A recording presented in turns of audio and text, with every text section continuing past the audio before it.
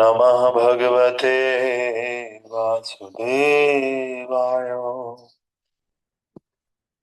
ओम नमः भगवते वासुदेवाय। नारायणं नमस्कृत्यं नरं चैव नरोत्तमं देवीं सरस्वतीं व्यासं ततो जयमुदीरये। नष्टप्राये स्वभद्रेषु नित्यं भागवत सेवयां भगवते उत्तमश्लोके भक्तिर्भवति नैष्ठकी। कृष्णाय वासुदेवाय देवकीनन्दनाय च नन्दगोपकुमाराय श्रीगोविन्दाय नमो नमः। मूकं करोति वाचालं पङ्गुं लङ्घायते गिरिं यत्कृपां तमहं वन्दे श्रीगुरो दीनतारिणं श्रीपरमानन्दमाधवं श्रीकृष्ण चैतन्य ईश्वरं गुरुवे गौरचन्द्राय राधिकाय तदालये कृष्णाय कृष्णभक्ताय तदभक्ताय नमो नमः। नमो विष्णुपादाय कृष्णपृष्ठाय भूतले श्रीमते भक्तिवेदांत स्वामिने इति नामिने। नमस्ते सारस्वते देवे गौरवाणी प्रचारिणे निर्विशेष शून्यवादे पाश्चात्य देशतारिणे। जय श्री कृष्ण चैतन्य प्रभु नित्यानंद श्री अद्वैत गदाधर शिवाजादि गौर भक्तवृंद। हरे कृष्णा कृष्णा कृष्णा हरे हरे, हरे राम राम राम हरे हरे। नमो पंकजनाभाय नमो पंकजमालिने नमो पंकजनेत्राय नमस्ते पंकजाग्रये। ग्रंथराज श्रीमद्भागवत महापुराण की श्रील प्रभुपाद गुरु महाराज की जय। अनंत कोटि वैष्णव वृंद की जय। नामाचार्य शिलारिदास ठाकुर की जय। निताई गौर प्रेमानंदे हरि हरि बोल। श्री श्री जगन्नाथ बलदेव सुभद्रा चक्र सुदर्शन की जय। श्री श्री गौर निताई की जय। श्री लड्डू गोपाल की जय। नरसिंह देव प्रहलाद महाराज की जय। समस्त गुरु परंपरा की जय। तुलसी महारानी की जय। श्री प्रभुपाद की जय। निताई गौर प्रेमानंदे हरि हरि बोल। तो आप सबका स्वागत श्रीमद् भागवतम की कक्षा में। हम लोग श्रीमद् भागवत महापुराण दूसरा स्कंद और अध्याय संख्या 7, आज हम नया चैप्टर पढ़ रहे हैं। और अध्याय संख्या 7 इसका नाम है विशिष्ट कार्यों के लिए निर्धारित अवतार। अलग अलग कार्यों को करने के लिए भगवान अलग अलग अवतार लेते हैं, तो यही चैप्टर का भी नाम है। और इसमें पहला श्लोक जो कि ब्रह्मा जी बोल रहे हैं, ये इस प्रकार से है। ब्रह्मोवाच यत्रोद्यत्क्षितितलो धरणाय बिभ्रत् क्रोणीं तनु सकलयज्ञमयीमनन्त अन्तर्महाणव उपागतमादिदैत्यम् तं दृष्ट्याद्रिमिव व्रजधरो ददार। ब्रह्मोवाच यत्रोद्यदाच्छितितलो धरणाय बिभ्रत् क्रोणीं तनु सकलयज्ञमयीमनन्त अन्तर्महाणव उपागतमादित्यदैत्यम् तं द्रष्ट्याद्रिमिव व्रजधरो ददार। ब्रह्मोवाच यत्रोद्यतः क्षितितलो धरणाय बिभ्रत् क्रोणीं तनुं सकलयज्ञमयीमनन्त अन्तर्महाणव उपागतमादिदैत्यम् तं दृष्ट्या द्रिमिव व्रजधरो ददार।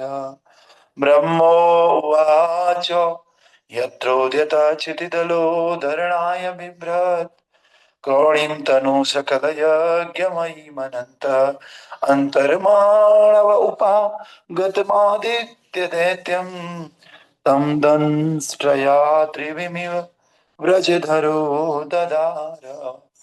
हरे कृष्ण। हरे कृष्ण प्रभु जी, प्रणाम प्रभु जी। ब्रह्मोवाच यत्रोदतचितितलोधारणाज्ञबिभ्रत प्रौढिं तनुं सकलं यज्ञ महिमन् अनन्तम् अन्तमः अन्तरमः महर्न उपादगतं आदिदेत्यां तं दृष्टायाद्रिविवं वज्रधरो ददार। हरि बोल। और कोई बात? हरे कृष्ण प्रभु जी। यस। ब्रह्मोवाच यत्रोदताशीततलो उदाहरणाय बिभ्रता क्रीडं तनुं संकल्प्य मयि अनन्ता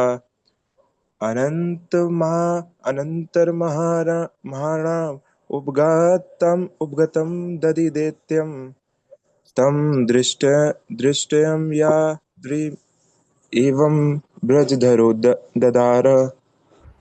हरे कृष्ण हरि बोल। प्रभु। यस प्रणाम मैम। प्रभु। ब्रह्मा उवाच यत्र उदता चितितलो धरणाय बिभर्तः कोडिं तनु सकलयज्ञं यिमनन्तः अनन्तर्महर्णवम् उपागतम् आदित्यं तं दृष्टा द्विमिव व्रजधरो ददारः। हरे हरि कृष्ण। बोल। हरे कृष्ण प्रभु जी दंडवंदनम। ब्रह्मोवाच यत्रोद्यतः सिति तलोद्धरणाय बिभ्रत् प्रौढिं तनुं सकल यज्ञं मयि अनन्ता अन्तर्महाणव उपागतम् आदिदैत्यं तं दृष्टां याम् इव व्रजधरो ददार। हरे कृष्ण हरे कृष्ण प्रभु जी। ब्रह्म उवाच यत्रोदताक्षीतितलोद्रणाय बिभ्रत् क्रीडिं तनु सकलयज्ञं मयिमनन्त अन्तर्महार्णव उपागतं दिदैत्यं तं दृष्ट्वाद्रिमेव वज्रधरो ददार। हरे कृष्ण। हरि बोल। हरे कृष्ण प्रभु। हरे कृष्ण प्रभु। ब्रह्मोवाच यत्रोधशितितलोधराय बृहत् कौडितनुसङ्कल्यज्ञमिनिन्तनम् अन्तर्महाण्व उपागतमादिदैत्यं तं दृष्ट्वा वज्रधरो दरार। हरि बोल। हरे कृष्ण। ब्रह्मोवाच यद्रो यथा कृष्टितरतरोधर्ण्यन् बिभ्रत् कृतो करोतिं तानं सकलयज्ञमयम् अनथः अन्तरमार्णव उपागतम् अदिदत्यं तां तां तं दृष्टं द्रिम् इव वज्रधरोदरः। हरि बोल। ओके, तो कल हमने देखा था अंतिम श्लोक पिछले अध्याय का। उसमें ब्रह्मा जी कह रहे थे कि अब मैं एक एक करके भगवान के अवतारों के बारे में बताऊंगा, जो कि लीला अवतार कहलाते हैं। और ये सुनने में बहुत मधुर है और स्वाद लेने लायक है, आस्वाद्य है। और कान में जितना भी संचित मैल होता है, कान से मतलब है ये वाला मैल नहीं कि कान में मैल चले गया, अब किसी कान वाले को दिखाओ मैल को साफ करो, वो मैल नहीं। कहने का मतलब ये है कि कानों के माध्यम से जितना भी हमने सुना है, गंदगी अपने अंदर डाली है, वो सारा मैल इन्हीं कानों के माध्यम से भगवान की अवतारों की कथा सुनने से हट जाता है। और अतएव ब्रह्मा जी बता रहे हैं ये सारे मेरे हृदय में हमेशा बने रहते हैं, है ना। तो आइए आज के श्लोक का अर्थ इस प्रकार से है। ब्रह्मा जी ने कहा, जब अनंत शक्तिशाली भगवान ने लीला के रूप में ब्रह्मांड के गर्भोदक नामक महासागर में डूबी हुई पृथ्वी को ऊपर उठाने के लिए वराह का रूप धारण किए, तो सबसे पहला असुर हिरण्याक्ष वहां आया और भगवान ने उसे अपने अगले दांत से विदीर्ण कर दिया, है ना। आप अगर दशावतार पढ़ेंगे तो उसमें भी इसका वर्णन आएगा। भसति दसन शिखरे धरणी तव लग्ना शशिनि कलंक कलेव निमग्ना केशवधृता सुकर रूपा जय जगदीश हरे, जय जगदीश हरे, जय जगदीश हरे। वसति दसन शिखरे धरणी तव लग्ना शिशनि कलंक कलेव निमग्ना केशवधृता सुकर रूपा जय जगदीश हरे, जय जगदीश हरे। स्वामी जय जगदीश हरे। तो इस प्रकार से सबसे पहला अवतार भगवान का ब्रह्मा जी वर्णन कर रहे हैं कि पृथ्वी को जो ये हिरण्याक्ष है इसने उठा करके गर्भोदक नामक महासागर में डुबा दिया। भगवान ने तुरंत वराह अवतार लिया, है ना, सूकर रूप लिया, और सूकर रूप लेकर के अपने, क्योंकि सूकर के बड़े बड़े दांत रहते हैं, सूंड रहती है ना, भगवान को ने पृथ्वी को अपने सूंड से उठाया और उसको अपने जगह पे जहां उसकी कक्षा है वहां सेट कर दिया। उसके बाद जब ये हिरण्याक्ष आया तो हिरण्याक्ष ने क्या किया, भगवान क्रोध करने लगा कि ये कौन है, तो भगवान ने अपने आगे के दांत से उसका वध कर दिया हिरण्याक्ष को।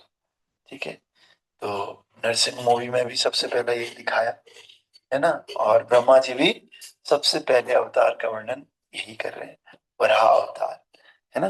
तात्पर्य भाई अर्चनीय वंदनीय प्रातः स्मरणीय जगत गुरु शील प्रभुपाद जी द्वारा श्रील प्रभुपाद की जय।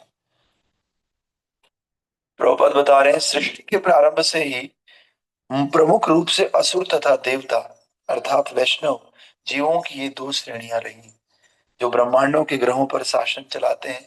इस ब्रह्मांड के प्रथम देवता ब्रह्मा है और हिरण्याक्ष इसका प्रथम असुर है।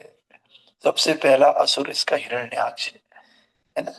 और कुछ निश्चित परिस्थितियों के अंतर्गत ही सभी ग्रह वायु में भारहीन गेंद के समान तैरते हैं और ज्यों ही ये परिस्थितियां विचलित होती हैं ये ग्रह आधे ब्रह्मांड में व्याप्त गर्भोदक सागर में गिर सकते हैं। दूसरे आधे गोलार्ध में जो गोल गुंबद के रूप में है असंख्य ग्रह मंडलों की एक प्रणाली स्थित है। भारहीन वायु के लोगों का तैरना गोलोकों की भीतरी संरचना के कारण संभव होता है। आजकल तेल प्राप्त करने के लिए जिस प्रकार पृथ्वी के गर्भ का भेदन किया जाता है ये आधुनिक असुरों द्वारा किए जाने वाला एक प्रकार का आर्थिक शोषण है जिससे पृथ्वी की तैरने की स्थिति में अत्यंत हानिकारक प्रतिक्रिया उत्पन्न हो सकती है। ऐसा ही उत्पात पहले हिरण्याक्ष जो बड़ा स्वर्ण दस्यु था तथा उसके साथ ही अन्य ऐसे असुरों के समय उत्पन्न हुआ जिससे पृथ्वी भारहीनता की स्थिति से निकल गई थी और गर्भोदक सागर में गिर गई थी। जो साइंस के स्टूडेंट्स हैं वो इसको समझते होंगे ग्रेविटी के रूप में कि जब हम इस ब्रह्मांड के परे जाते हैं पृथ्वी के परे तो ग्रेविटी जीरो हो जाती है, कोई भार नहीं है किसी भी प्लेनेट के ऊपर, है ना। तो वो क्या करती है जब भार नहीं है तो तैरती रहती है। हमारे जैसे एक सेब है, सेब ऊपर से नीचे गिराया तो तैरेगा थोड़ी, तो नीचे धरती पे गिर जाएगा क्योंकि धरती के अंदर ग्रेविटी है ना। ऐसा मोटा मोटा मैं समझ रहा हूँ। तो लेकिन वहां पर कोई ग्रेविटी है नहीं, भारहीनता प्रभुपाद बता रहे हैं। भारहीनता मतलब कोई भार नहीं है ग्रह का, लाइट वेटेड है, कोई वेट ही नहीं है। लाइट वेटेड भी गलत होगा, वेट ही नहीं है, कोई भार ही नहीं है। भार नहीं है तो वो घूमते रहते हैं, ऐसे तैरते रहते हैं, है ना। तो जब तैरते रहते हैं तो ये तैरने की स्थिति में जब कोई गड़बड़ होता है इंटरनली तो ये गर्भोदक सागर में गिर जाते हैं, है ना। और फलतः समग्र भौतिक सृष्टि के पालनहार के रूप में भगवान ने उपयुक्त थुथनी वाले, थुथनी सूंड को बोलते हैं, विशाल सूकर का रूप धारण करके पृथ्वी को गर्भोदक सागर से बाहर निकाला। तो कह रहे जैसे आजकल के लोग खनन कर रहे हैं, प्रकृति के साथ छेड़छाड़ कर रहे हैं, तो कह रहे हैं ये भारहीनता के, जो भारहीनता की स्थिति है पृथ्वी की, उस भारहीनता की स्थिति के साथ छेड़छाड़ कर रहे हैं। और यही छेड़छाड़ किसने की थी? हिरण्याक्ष ने करी थी, जिसके फलस्वरूप पृथ्वी गर्भोदक सागर में गिर गई थी। और वही छेड़छाड़ आजकल के असुर कर रहे हैं, खोद रहे हैं, बिना बात के खोद रहे हैं, है ना। तो इसका भी परिणाम देखने को मिल सकता है ना। तो इसीलिए बड़ी थूथनी वाले, थूथनी मतलब सूंड वाले सूकर का रूप धारण करके भगवान ने पृथ्वी को गर्भोदक सागर से बाहर निकाला। महान कवि वैष्णव जयदेव गोस्वामी का गीत है, गीत तो मैंने पहले ही गा दिया, एक बार और। वसति दसन शिखरे धरणी तब लग्ना, शशिनि कलंक कलेव निमग्ना, केशवधृता सूकर रूपा, जय जगदीश हरे, जय जगदीश हरे, जय जगदीश हरे। हे केशव, हे सूकर रूप धारण करने वाले परमेश्वर, हे भगवान, पृथ्वी आपकी दाढ़ों पर स्थित थी और वो कलंक युक्त चंद्रमा की भांति प्रतीत हो रही थी। दाढ़ों पे स्थित थी मतलब ऐसे, भगवान की सूंड है ना, उस सूंड में दो दांत है, तो दांत के बाहर जो बाहरी दांत है उसमें पृथ्वी को भगवान ने टिका रखा था। और तभी कह रहे हैं जयदेव गोस्वामी कि ये पृथ्वी चंद्रमा की तरह प्रतीत हो रही है, एकदम चमक रही है ना। तो इस आपके ऐसे स्वरूप को मैं क्या करता हूँ, प्रणाम करता हूँ, आपकी जय हो, है ना। तो भगवान के अवतार का ऐसा लक्षण होता है, भगवान का अवतार कुछ मनचले लोगों का मन गढ़ंत विचार नहीं होता, जो अपनी कल्पना से ही कोई भी अवतार उत्पन्न कर लेते हैं। भगवान का अवतार कुछ असाधारण परिस्थितियों में होता है, जैसा कि पहले उल्लेख हुआ है, और अवतार ऐसे ऐसे कार्य संपन्न करता है जिसकी कल्पना कर पाना लघु मानव मस्तिष्क के लिए संभव नहीं है। तो भगवान का जो अवतार होता है ना, साधारण परिस्थिति में नहीं होता है, और विशेष परिस्थिति में होता है, और विशेष कार्य को करने के लिए होता है ना। और जो कार्य हम लोग छोटे मस्तिष्क वाले मानव नहीं कर पाते हैं, ऐसे ऐसे कार्य भगवान के अवतार के लिए संभव होते हैं। आजकल के साधारण अवतार बना देने वाले वालों को भगवान के वास्तविक विराट सूकर अवतार से शिक्षा ग्रहण करनी चाहिए, जिसमें पृथ्वी ग्रह को उठाने के लिए उपयुक्त थूथन थी। थूथन मतलब वही सूंड। जब भगवान पृथ्वी उठाने के लिए प्रकट हुए, तब हिरण्याक्ष नामक असुर ने उनके इस योजनाबद्ध कार्य में बाधा डालने का प्रयास किया। फलतः भगवान ने अपने उसे अपने लंबे दाढ़ से बांधकर मार डाला। श्रील जीव गोस्वामी के अनुसार हिरण्याक्ष का वध भगवान के हाथों से हुआ, अतएव उनका कथन ये है कि पहले हाथों से मारने के पश्चात भगवान ने उसे अपने लंबे दाढ़ से भेद डाला। श्रील विश्वनाथ चक्रवर्ती ठाकुर ने इसकी कथन की पुष्टि की है। आज हमने पहला असुर हिरण्याक्ष का वध देख लिया, और भगवान का पहला अवतार, जिसे वराह अवतार, सूकर अवतार, कुछ भी आप कह सकते हो, है ना, उस अवतार को हमने सुना। अब आप लोगों ने पहला अवतार पढ़ लिया, आप सब लोग पूरे कार्तिक में एक भी अवतार में एब्सेंट नहीं होने चाहिए, है ना। सारे अवतारों को एक एक करके हमने पढ़ना है ना। और पूरे कार्तिक में आप खुद भी प्रयास करो, पूरे साल रेगुलर नहीं रह सकते, कम से कम एक वाव ले लो, कल से कार्तिक स्टार्ट हो रहा है, कि हम रोज इस भागवतम में रहेंगे, कम से कम कार्तिक में 30 दिन तो पक्का रहेंगे।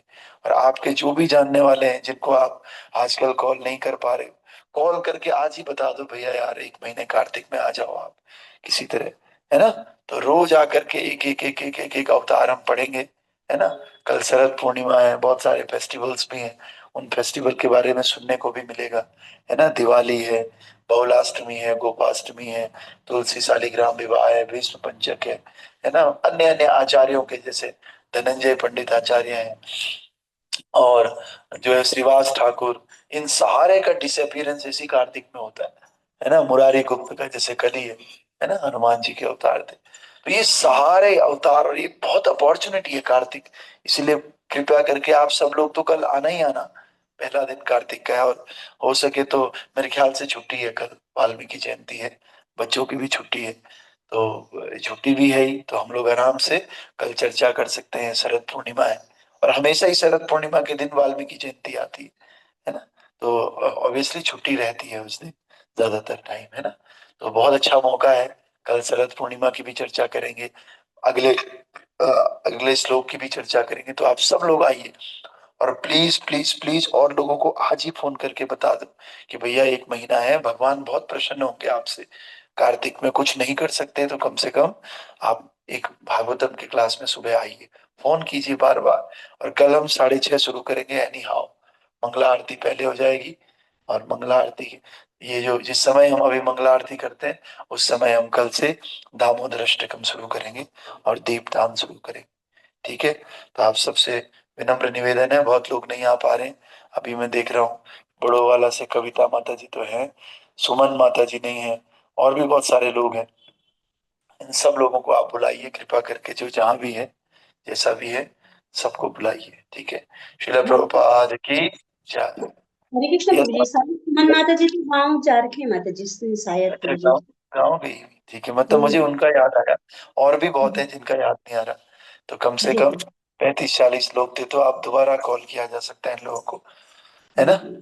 जी प्रभु। श्रील प्रभुपाद की जय। और किसी और को भी जो नया भी है, जो आज तक क्लास में नहीं आया, आप बोल सकते हो बस कार्तिक कार्तिक में क्लास कर लो आप, बस खत्म, है ना। ठीक है, जय प्रभुपाद। संसार दावा